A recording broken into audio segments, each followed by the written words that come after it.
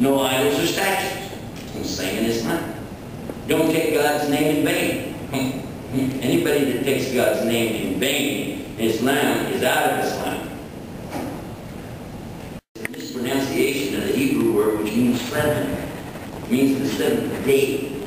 It's not a sacred word, it's just a number. It means 7. It means Saturday. And it wasn't until 325 the same order even that it comes in the Quran. The worship of God alone, without partners, then the parents, and then no people.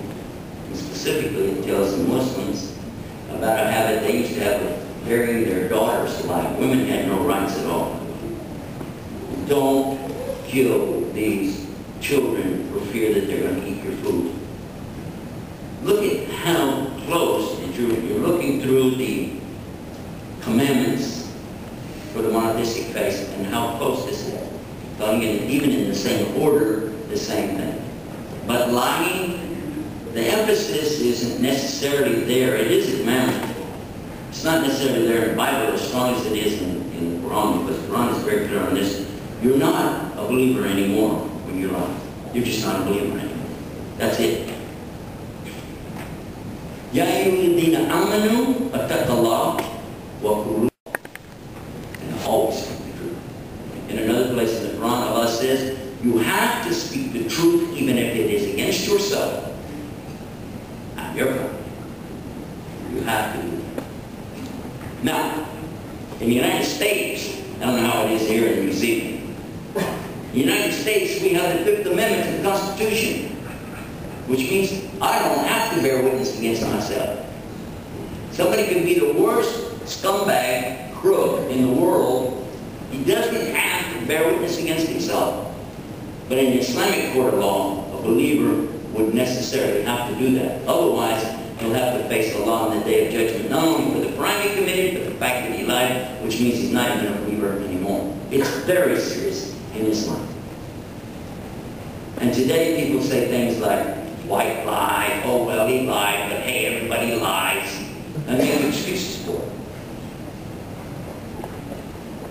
Didn't change in Islam. It's still just as offensive today as it was then. Let's take another one, sex. It's very clear in the Bible, again, in those 10 commandments, that it's forbidden to engage in adultery. Yes or no? What does that mean? Well, Islam defines it. It's very clear. Again, go to the Quran and you'll find talking about no sex outside of marriage.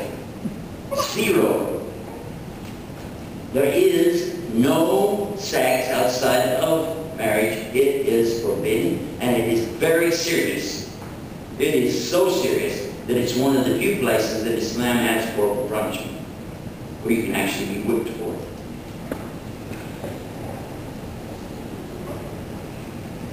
This is not taken lightly in Islam. This is very, very serious. Today, in some countries, there is no limit on how many boyfriends and girlfriends, and that's the way they describe it, or lovers. You can do all you want to do. It's no problem. No big deal. Because society has changed, they put a different emphasis on this. Doesn't matter anymore. It's strange to me that we as human beings don't catch things like that. We just, maybe it's something inside of us we desire to deviate away from God's will. That may be the reason why. I don't know. But in any case, what I'm saying to you tonight is that these commandments in Islam aren't any less today than they were then. But before I leave the subject, talking about relationships with others, important to know the context, because either the Quran is contradicting itself, which the Quran offers a challenge, by the way, that there are no contradictions in it. So either it's contradicting itself, or somebody's purposely or unintentionally maligning the Quran by making accusations. The accusation comes, you find it on the internet, you find it with some folks that are more hyped up and educated, jumping up and down and saying a lot of things. And the book says, that the Quran says, kill all the Jews and Christians wherever you find them. I've heard that so many times, and it's pathetic. This is pathetic. This is beyond, it's beyond misunderstanding. It is total ludicrous. Because the phrase that's used, that they're quoting from, they even give the reference, does not even say Jews and Christians in it. So already they've added something to it. And we just got to talk about lying. So if somebody will lie to you about one thing, what will stop them from lying about something else? Now you already understand that I, as a Muslim tonight, have to have a commitment to truth. If I don't, then I can't be a Muslim. I waste my time coming.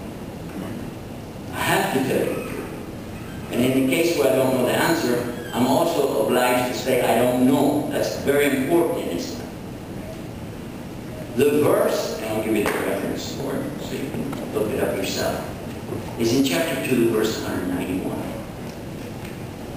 And it starts out in Arabic with the wow. It says, wow. Uqtuluhum. Now, if you don't know what I just said, then you don't have any business saying the Quran said this or the Quran said that. You need to go to somebody who knows the Arabic language to tell you what's that. Even commentators, and this is, we're talking about Ibn Kathir, Ibn al-Qayyim, at the time of their teacher, Ibn Taymiyyah, use reference to these verses with the word in Arabic, jihad. That's not bad. Challenge. Go look for yourself. These verses, and also the verses in Surah Al-Tawbah that are referred to, chapter 9, verse 36, don't use that word. They use the word kitab. Very important to know what that word means. It's a very general word, so you have to understand it in the specific. And it's used in the term of combat. That is what it's called. The word wa in the beginning of waqtuluhum means and. Now, okay, we don't know anything about religion or languages or anything else, but we're smart enough to know how to read a newspaper. When was the last time you saw an article in a newspaper or an editorial start out with the word and? Never.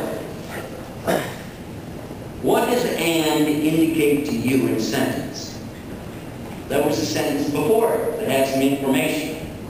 Why would anybody start with the word and, intentionally leaving out what it said before, and not finishing the sentence either, and then sticking in words that don't belong there? Is that responsible? Is that what you learned when you grew up? Is that what they teach in your university? Or is there any compelling toward truth? Let's go back to the verses and read it properly. Let's go back to verse 189, because that's where the section starts. The word in Arabic says, yasalunaka. This says, they're asking you. God is talking to Muhammad, saying, the people, his companions, the Muslims, were asking him a question. And in fact, a series of questions. The first question, they're asking you about the sighting of the moon. What is that all about? Because they used to worship the moon. And he's saying, the answer, here is Allah telling him what to say. Say this. Tell them, the only reason for looking up at the moon, the only reason you're doing this is to sight when it's time for the various months, in particular Hajj. Because Hajj is the pilgrimage, and we do that according to the lunar calendar. We also cite this for Ramadan, the month of fasting. That's what Allah is saying. That's what you're doing. You're looking to cite this for the pilgrimage. The second question was, is it more righteous that we enter our houses by the back doors? They have a superstition about it. Islam is not about superstition. That was clarified and said, no, enter the house by proper doors, because piousness, righteousness is in the heart. And then the next question was dealing with, when will we ever be allowed to engage in combat against these people who are killing us? Because for 13 years, the Muslims could not fight back. except in defense, just to defend themselves only. But they could never